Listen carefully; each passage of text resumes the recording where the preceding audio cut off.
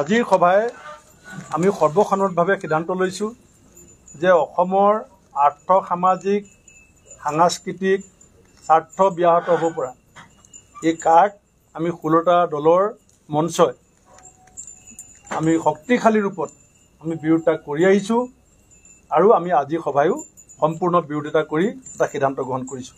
আপোনালোকে সকলোৱে জানে যে সমগ্ৰ ভাৰতবৰ্ষত এই নিৰ্বাচনৰ প্ৰাকখনত বিজেপি দলটোৱে ৰাজনৈতিক মেৰুকৰণৰ বিভিন্ন অস্ত্ৰ শস্ত্ৰ তেওঁলোকে প্ৰয়োগ কৰা ইতিমধ্যে আৰম্ভ কৰিছে, বিভিন্ন টুল তেওঁলোকে ব্যৱহাৰ কৰিছে আৰু শেহতীয়াকৈ নাগৰিকত্ব সংশোধনী আইন যাক আমি কা বুলি জানো, এই কাখন বলবৎ কৰিবৰ কাৰণে তেওঁলোকে ইতিমধ্যে সিদ্ধান্ত গ্ৰহণ কৰিছে।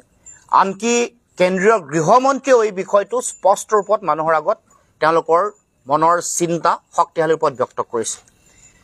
অসমৰ জনগণ আৰম্ভণিৰে পৰা কা বিৰোধী নাগৰিকত্ব সংশোধনী বিধেয়ক 16-19 দুয়োখনৰ তেওঁলোকে বলবৎ কৰাৰ যি প্ৰচেষ্টা বিজেপি দলে হাতত লৈছিল, সেই সময়ৰ পৰাই অসমৰ প্ৰতিটো জাতি জনগোষ্ঠী ভাষা ভাষী ধৰ্মাৱলম্বী লোকে ইয়াক শক্তিশালী ৰূপত বিৰোধিতা কৰি আহিছে কেইবাটাও কথাৰ কাৰণে। প্ৰথম, এই আইনখন সংবিধান বিৰোধী, অসম বিৰোধী। প্ৰথমটো হ'ল অসম বিৰোধী, অসমৰ ভৱিষ্যতৰ ভাষা কৃষ্টি সংস্কৃতি ৰাজনৈতিক অধিকাৰ আমাৰ সামাজিক ভৱিষ্যত সকলো নিশেষ কৰিব পৰা সকলো ধৰণৰ শক্তি এখন আইনত আছে। গতিকে আমি অসমৰ ৰাইজে ইয়াৰ শক্তিশালী ৰূপত বিৰোধিতা কৰিছোঁ।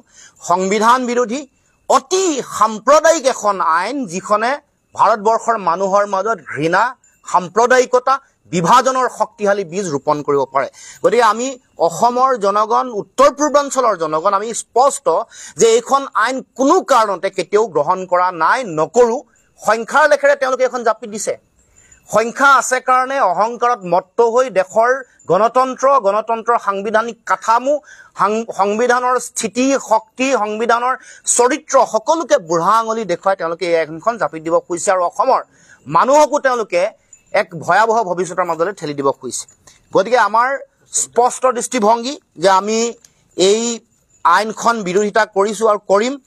আৰু সেইকাৰণে কাইলৈ আমি ইতিমধ্যে কৈছে, আমাৰ সভাপতি ডাঙৰীয়াই কৈছে, কাইলৈ আমি দেশৰ ৰাষ্ট্ৰপতি আৰু প্ৰধানমন্ত্ৰীলৈ স্মাৰক পত্ৰ প্ৰেৰণ কৰি আমাৰ বিৰোধী ঐক্য মঞ্চ সকলো ৰাজনৈতিক দলৰ ফালৰ পৰা আমাৰ স্পষ্ট ৰূপত আমি কৈ দিম যে আমি কোনো কাৰণতে এখন মানিব নোৱাৰোঁ, গ্ৰহণ কৰিব নোৱাৰোঁ, এখন বন্ধ কৰিব লাগে, অসমত ইমপ্লিমেণ্ট কৰিব নোৱাৰে, ভাৰতবৰ্ষত ইমপ্লিমেণ্ট কৰিব নালাগে। দ্বিতীয় কথাটো হ'ল, আমি আজিৰ সভাই আমি আৰু এটা প্ৰস্তাৱ আমি ইতিমধ্যে গ্ৰহণ কৰিছোঁ। সেইটো হ'ল যে আমি সভাই আজি সৰ্বসন্মতভাৱে এই কা আইনখনৰ আমি সকলোৱে তীব্ৰ বিৰোধিতা কৰোঁ। এইটো ৰাজহুৱাকৈ পুনৰবাৰ আমি ব্যক্ত কৰিছোঁ আমাৰ প্ৰস্তাৱ। দ্বিতীয় হ'ল, আমি কাইলৈ স্মাৰক পত্ৰ প্ৰদান কৰিম। তৃতীয়, আমি কা যিদিনাখনেই তেওঁলোকে আমাৰ ইয়াত ইমপ্লিমেণ্ট কৰিবলৈ প্ৰচেষ্টা হাতত ল'ব আৰম্ভ কৰিব, সেই দিনটোতেই, এই দিনটোৰ পৰাই অসমৰ ৰাইজক জনগণক লৈ একত্ৰিত কৰি আমি ব্যাপক আন্দোলন গণসংগ্ৰামৰ আমি আৰম্ভণি কৰিম।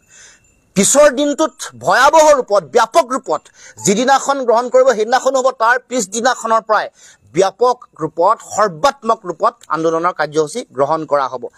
তাৰ লগে লগে আমি আজি এই সভাই সমগ্ৰ অসমৰ প্ৰতিটো দল সংগঠন, জাতীয় অনুষ্ঠান প্ৰতিষ্ঠান, বুদ্ধিজীৱী, সাংবাদিক বন্ধুসকল, নাগৰিক সমাজ, ৰাইজ সকলোকে আহ্বান জনাইছোঁ। ছাত্ৰ ছাত্ৰী, যুৱক যুৱতী, কৃষক, শ্ৰমিক সকলোকে, সাংস্কৃতিক দল, কৰ্মকৰ্তা, সাংস্কৃতিক জগতৰ লগত জড়িত হৈ থকা সংগঠক, ক্ৰীড়া ক্ষেত্ৰৰ লগত জড়িত হৈ থকা সংগঠক সকলোকে আহ্বান জনাইছোঁ।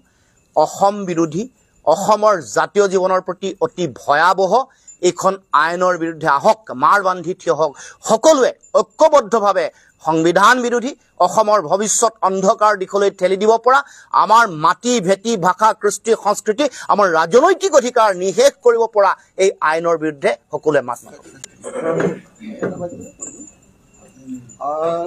আমাৰ আজি আচলতে এটা ঐতিহাসিক দিন বুলি ক'ব লাগিব। 16টা বিৰোধী ৰাজনৈতিক দলে ঐক্যবদ্ধভাৱে কাৰ বিৰোধিতা কৰিবলৈ সিদ্ধান্ত লৈছে। এইটো এটা সেইকাৰণে আজিৰ দিনটো এটা ঐতিহাসিক দিন। মই 16টা ৰাজনৈতিক দলক সকলোকে কংগ্ৰেচুলেশ্যন কৰিছোঁ, তেখেতসকলক অভিনন্দন জনাইছোঁ আৰু শুভেচ্ছা জনাইছোঁ যে আগন্তুক আমাৰ যিমান কাৰ্যসূচী ইতিমধ্যে আমাৰ সভাপতি আৰু সম্পাদক ডাঙৰীয়াই ঘোষণা কৰিলে, সকলোবিলাক আমি কাৰ্যকৰী কৰিব লাগিব, সফল কৰিম আৰু আমি সকলোৱে মিলি কা অসমত ইমপ্লিমেণ্ট নকৰিবৰ কাৰণে, অসমত কাৰ্যকৰী যাতে কৰিব নোৱাৰে তাৰ ব্যৱস্থা কৰিম।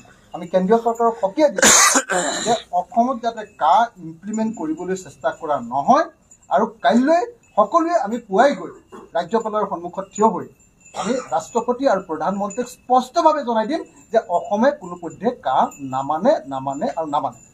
এইখিনিয়ে কথা। ধন্যবাদ।